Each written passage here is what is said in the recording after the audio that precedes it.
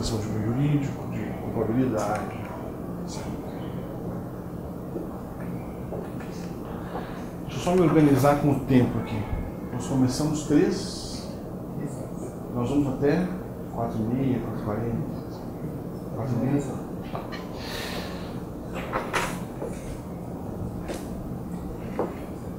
Bom, até agora nós falamos de penal, crime. Agora eu pergunto a vocês: faria sentido, até esse momento histórico, então, eu me perguntar sobre a origem do crime? Ou quem é o criminoso? Por que as pessoas cometem crime? Não, né? Porque até então esse conceito não estava pronto. Então,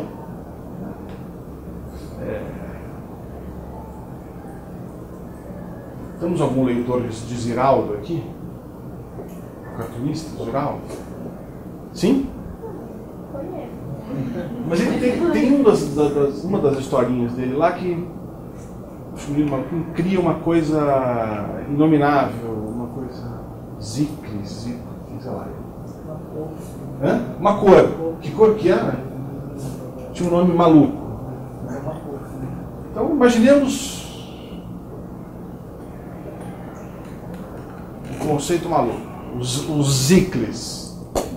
Nós não sabemos ainda o que é o zíclus. O zíclus não existe ainda. Faz sentido me perguntar qual é a origem dos zíclus, o que causa os zíclus? Não. Portanto, é apenas a partir desse momento histórico, apenas a partir dessa transição, é que a análise do crime passa a fazer sentido, como um saber autônomo. Né? Bom, o Beccaria, como vocês sabem, ele é um pré-iluminista. Né? O Beccaria troca cartas, inclusive, com alguns pensadores iluministas. Quais são as ideias centrais do iluminismo?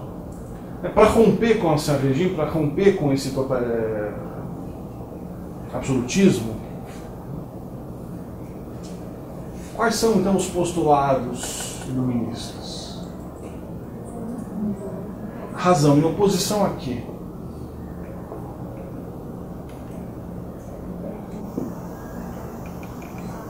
Trazer a ideia da razão na oposição do pensamento, né? Que antes era mantido só vamos dizer assim, no achismo, no empírico. Mas de onde vem a ideia de que o homem é provido de razão? Quem é o primeiro sedicioso que começou com essa ideia? Um filósofo matemático. Aristóteles lá atrás, né? Mas mais ele recentemente. Descartes. Né? Descartes, Copérnico, são revolucionários nesse sentido de que começaram a falar, opa, porque não é só a ideia de que o homem pensa.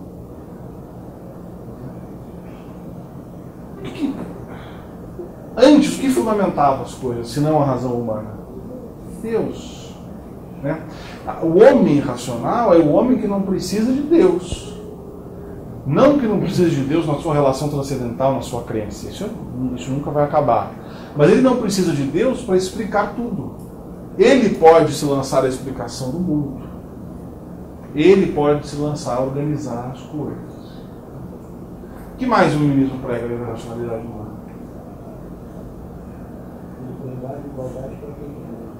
A fraternidade entrou, tudo bem, entrou na Revolução Francesa. Né? Mas por que então? Por que os homens são iguais? Ou por que eles são livres? Essas palavras são só palavras de ordem? Na verdade, eu acho que era mais um ideal para se romper com aquele antigo Estado. Né? Hã? Proteção.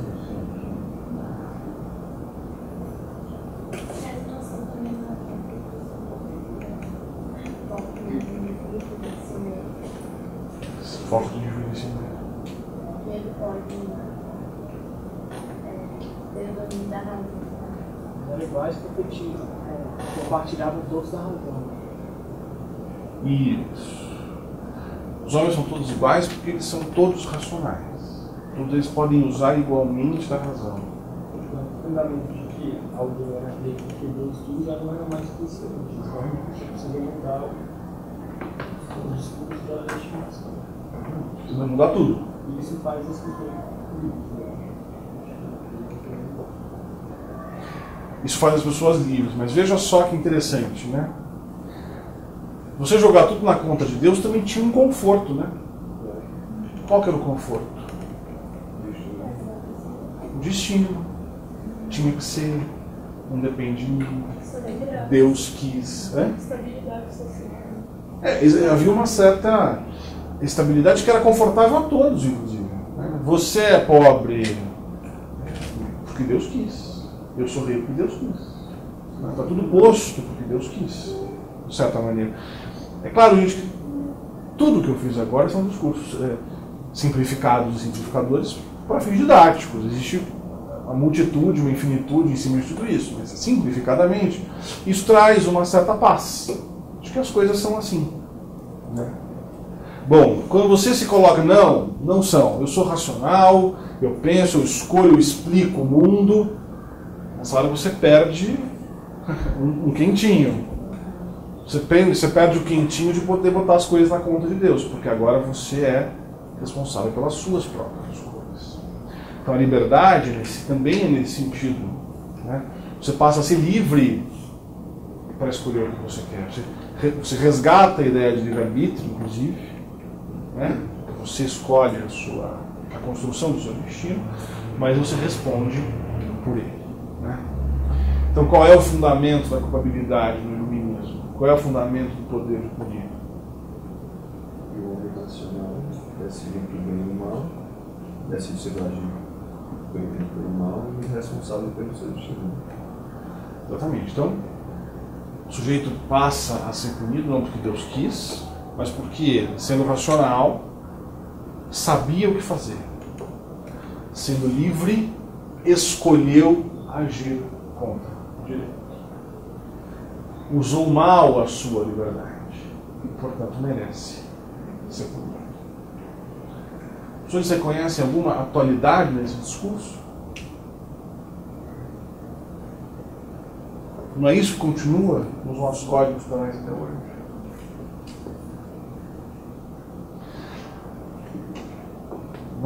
Isso fugiria do nosso tempo aqui, do escopo da conversa, mas o capítulo seguinte, esse que vocês receberam, da minha tese, é claro que eu estou focado na culpabilidade, mas então a gente chega no iluminismo, e essa ideia de culpabilidade ela tem 3 pilares: o indivíduo racional,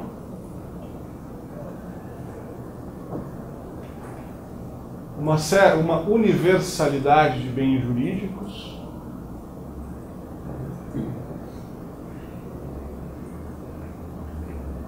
herdeira do justnaturalismo, vocês se lembram da ideia de justnaturalismo? O justnaturalismo. O que é justnaturalismo?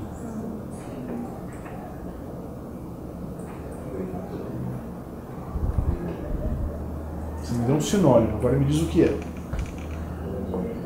Universal. É? O direito é uma coisa universal.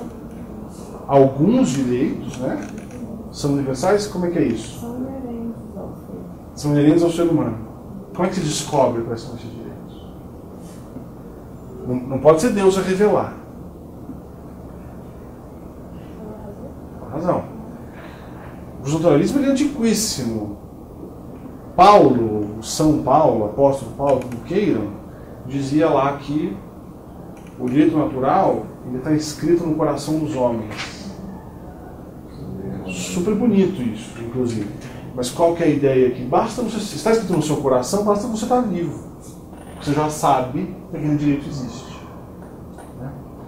Numa versão laica do naturalismo, que é essa mais ligada a esse momento histórico, basta o exercício da razão que você descobrirá determinados bens, determinados valores que são universalmente compartilhados.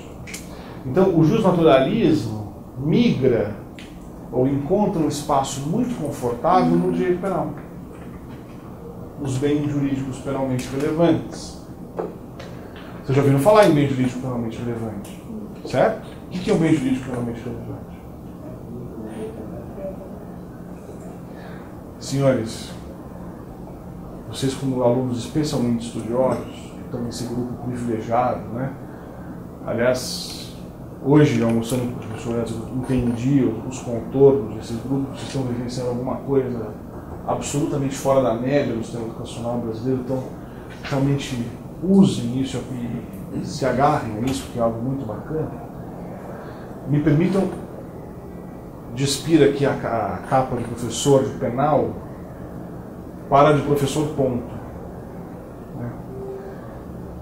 Que é o seguinte: se eu pergunto para vocês o que é carro, vocês me respondem gol, está certa a pergunta? Está certa a resposta?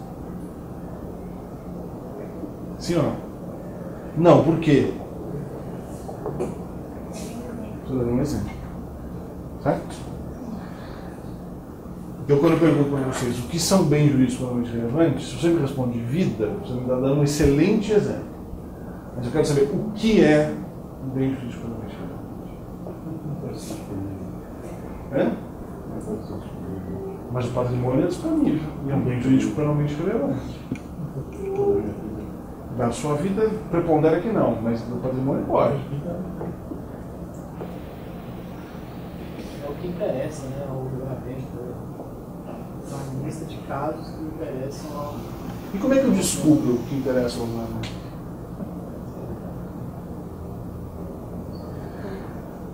Eu estou descobrindo cada vez mais que o exemplo está ficando velho, mas vocês lembram da propaganda do Tostines?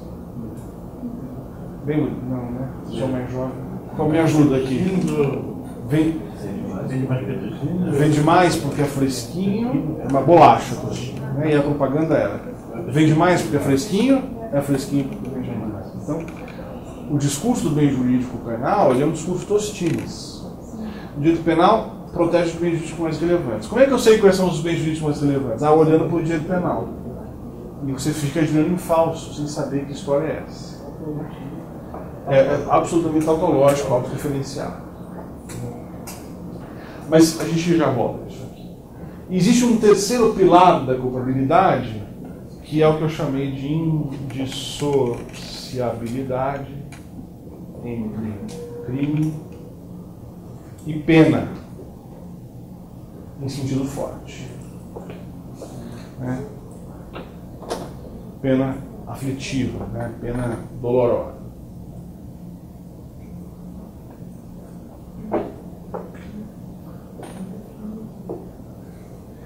A letra está meio danada, né? Indissociabilidade entre crime e pena. Então, esses três elementos eles compõem a ideia de culpabilidade, que é absorvida pelo justnaturalismo e entra na dogmática, no causalismo, etc. E tal. E ela permanece assim até hoje.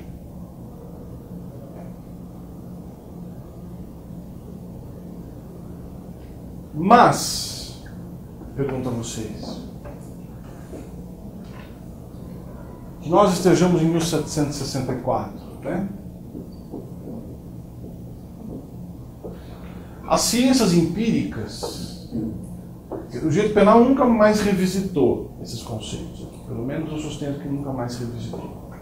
Mas eu pergunto a vocês, de 1764 para cá, surgiram algumas novas ciências, alguns novos saberes, né? Por exemplo, que novo saber surgiu para questionar a racionalidade humana? Psiquiatria, psicologia de maneira importante, né?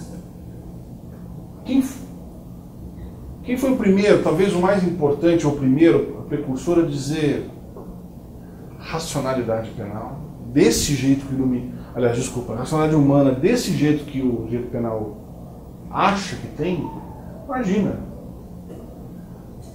O que está no nosso consciente é uma pequeníssima parte, é a ponta do iceberg de um inconsciente profundo, que nós nem nós mesmos conseguimos acessar. Tinha que eu estou falando? É? Freud, depois o Jung no conceito coletivo. Tá, mas o Freud faz o que o Sala de Carvalho chama de ferida narcísica no direito penal. Né? O Narciso vocês conhecem o Narciso, né? Figura mitológica que ficava se admirando ali na lagoa porque se achava muito bonito, e aí jurou o narcisista. Tá? Mas por que a ferida narcísica? Porque o direito penal sofreu um golpe com o Freud. Como assim? Não existe ser humano racional, coisa alguma, e muitas outras correntes psicológicas chegam à mesma conclusão. Uma outra ciência importante que surgiu depois foi a antropologia, por exemplo, que dá risada da ideia de um bem jurídico universal. A propriedade é um bem jurídico universal onde? Vamos ver como a importância do simbólico. Tem uma série de textos sobre o poder simbólico da troca em tribos, em sociedades menos complexas, em que o valor da troca ele é infinitamente mais simbólico do que patrimonial. E, portanto, o furto ele não é uma subtração de patrimônio, o furto é muito mais entendido como uma quebra da relação de confiança, né? A quebra do simbólico, a quebra do sentido de honra daquela comunidade. Então não existe universalidade no bem jurídico. Ah, Davi, a vida é um bem jurídico universal. Médio. Nessa ideia de direito íncito ao homem, né, se nós formos seguir o imperativo moral, na minha opinião, nós praticaríamos a eutanásia, por exemplo. Porque o moral, né, é manter o sujeito vivo porque eu tenho uma crença, uma angústia com a morte que eu não sei resolver, ou porque ele está sofrendo muito e o digno ele poder descansar em paz. Talvez o moral seja praticar a eutanásia. Então não existe universalidade nos bens jurídicos. E por fim, a indissolubilidade de crime e pena, que nós não conseguimos mais pensar o crime descolado da pena. Não conseguimos mais. Existe uma polêmica mais ou menos candente, né, no Brasil hoje, que é a seguinte, né, a lei de anistia. Então a lei de anistia, vocês sabem disso, foi objeto de uma ação de descumprimento de preceito fundamental e foi relatada por um preso político no Ministério dos Graus, que ao fim e ao cabo falou, não, a anistia foi sim constitucional, foi sim da Constituição. Mas existe um movimento crescente de revisão da lei de anistia. Por quê? Porque é preciso punir os militares. Eu não tenho nenhuma simpatia, rigorosamente nenhuma simpatia por torturador, por nada disso. Mas passados 30 anos de qualquer delito, pela nossa regra, eles são todos prescritos. Todos prescritos. Mas nós temos um apego ao direito penal. As pessoas sofrem com a ideia de que se eu não punir o militar, nós não compomos esse capítulo da nossa história. Talvez esse argumento fizesse sentido mesmo em 85, em 90. Todas as ditaduras militares tiveram as suas leis de anistia na América Latina revistas em seguida. O Brasil, não sei por que caminhos, 30 anos depois. Enfim, onde eu quero chegar com tudo isso? Por que nós só vamos aceitar aí a ideia de responsabilização dessas pessoas por meio da pena? Por que nós não poderíamos chamar de direito penal um procedimento público perante um juiz, um acusado, um promotor, um advogado, etc. e tal, cuja sentença seja puramente declaratória. Fulano de tal torturou Beltrano. Pena nenhuma. Mas, Davi, qual que é a função, qual seria o sentido disso? O reconhecimento histórico de que aquele sujeito foi torturado. Um julgamento simbólico, um julgamento público de que aquela pessoa foi um torturador. Mas sem resultado imprisionador, sem aplicação de uma pena em sentido forte. Davi, isso é uma bobagem. Veja que em São Paulo moveram uma ação civil, por falta de direito penal, declaratória contra o, nunca sei a patente dele, General Ustra, você sabe? Coronel Ustra. O que aquela família queria? O reconhecimento de Coronel Ustra torturou aquelas pessoas na frente de crianças, etc. Em primeira instância, o juiz disse que esse provimento era impossível, etc. E tal. A questão de um mês, alguma coisa assim, o Tribunal de Justiça deu provimento ao recurso para declarar que o Coronel Ustra torturou aquelas pessoas. Aquelas pessoas provocaram o judiciário para receber apenas isso. Apenas isso. O reconhecimento público do judiciário de que aquele fato aconteceu. Até porque a versão oficial dos militares até hoje é que não houve tortura no Brasil. Mas eu já divaguei um pouquinho aqui. Esses são os pilares da racionalidade, da culpabilidade. Essa é a ideia que informa o direito penal humanista. Mas nessa busca pela razão, né, ou melhor, impulsionados pela busca do saber, os pensadores desse período histórico, portanto, século XVIII, começo do século XIX, bom, então Deus não explica mais, nós temos que explicar. Nós temos que ir à busca das causas, consequências, efeitos. Qual que era o arsenal teórico que eles tinham à disposição? Qual que era o método que eles tinham à disposição ali? Quem é que já estava nessa estrada de explicar as coisas a partir de relação de causa e efeito, preposições lógicas? Que ciências já estavam desenvolvendo isso? Vocês me falaram já, o Descartes, por exemplo, era o quê? Matemático, físico, filósofo. Ainda nesse momento esses saberes eram bastante confusos. Mas quem é que estava fazendo um sucesso danado na Inglaterra, pegou um barco, andou analisando os bichinhos e uns bicos a partir... Quem? Darwin. Né? Darwin era o furor da comunidade acadêmica, né? Porque ele tinha conseguido elaborar uma explicação para a origem das espécies, a partir de relação de causa e efeito. Então, o que essa turma aqui que queria explicar os fenômenos sociais começou a fazer? Né? Inspirados pelo iluminismo, vamos aplicar regras sérias de relação de causa e efeito, né, para explicar os fenômenos humanos. E desse ventre iluminista nasceram dois irmãos que se odeiam, dois grupos que foram estudar o crime a partir do método científico, de causa e efeito, de proposições lógicas, etc. E tal. Um foi aplicar isso na realidade concreta. Né? Um foi dissecar cadáveres. Lombroso. Né? O Lombroso, vocês conhecem um pouquinho a história do Lombroso? Vocês já ouviram falar da...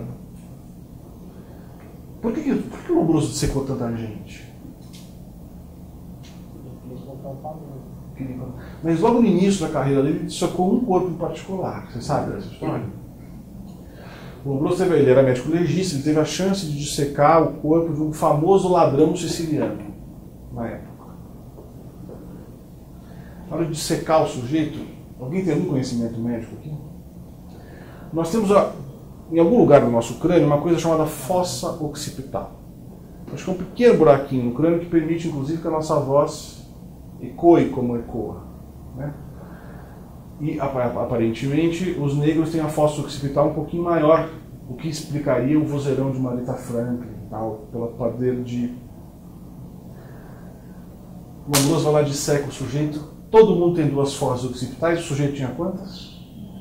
3. Eureka, pensou Lombroso, matei a história. Todo mundo que nasce com 3 fósforos occipitais é ladrão. Obviamente, ele tinha dissecado uma mosca branca, um caso raríssimo, ele continuou dissecando, a terceira fossa não foi aparecendo, ele foi então reunindo outras características físicas, o tipo epilético, o tipo incendiário, etc. e tal, como você já conhece. Então, Lombroso, Ferre e Garofalo, nessa ordem, né, para ajudar vocês a guardar, LFG, né, conhecido, foram se debruçar sobre a realidade e descobriram quem? Entre aspas, o criminoso. Mas nesse mesmo momento histórico, do mesmo ventre iluminista, um outro grupo começou não se dedicou ao empírico, se dedicou ao ideal. A ideia de delito, a ideia de causas do crime. Teóricos, filósofos, né? Essas pessoas encontraram o delito. Essa é uma frase do Shekhara que eu acho muito feliz. Como é que chamam esses pensadores que foram estudar o mundo concreto? Como é que chama essa escola fundada, aqui pertencia Lombroso, Ferre e Garofalo? Eles eram os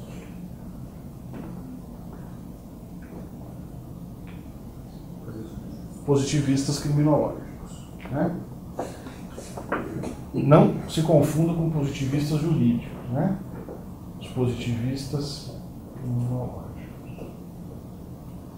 Em oposição a, como é que chamava a escola dos pensadores, que foram estudar teoricamente as causas do delito? Escola clássica. Escola clássica. A quem interessar possa, a escola clássica não se autodenominou de escola clássica, né? Esse era o nome que os positivistas criminológicos deram para eles. O que remete ao esquimó. Vocês conhecem a história do esquimó? Os antropólogos não falam mais de esquimó. Você sabe por quê? Porque os... Não é nem erro, é pior do que erro. Eles foram subindo o Canadá, tal, os esquimós moravam lá no norte do Canadá.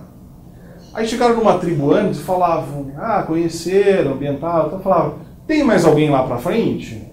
E aí na língua desse povo eles diziam, tem os esquimós. Aí se for esquimós, tal. Aí depois foram saber que na língua daquele povo, esquimó era uma coisa horrível, o povo que fede, sei lá. Porque aquele povo não gostava do povo seguinte e usava a palavra esquimó. Então os esquimós acho que ficaram um pouco chateados de serem entrados para a história como o povo que fede alguma coisa congênere, e hoje os antropólogos usam o nome deles mesmo, que eu efetivamente não gravei.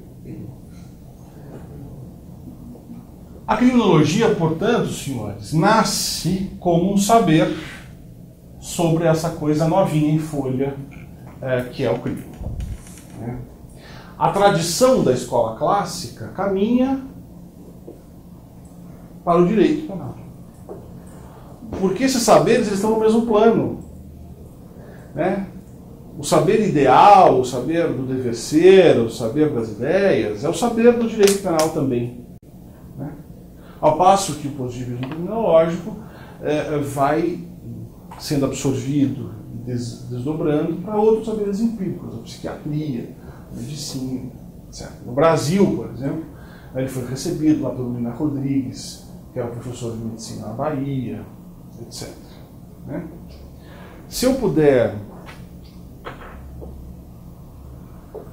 As escolas criminológicas, em algum momento, já não tiveram ainda. A criminologia que é dada no oitavo, você não sabe. Tá. Mas eu não sei se a pretensão é que eu falasse um pouco disso aqui hoje. Nesse nascedouro do saber penal, portanto, esses saberes amalgamados ainda vão se desdobrar no tempo.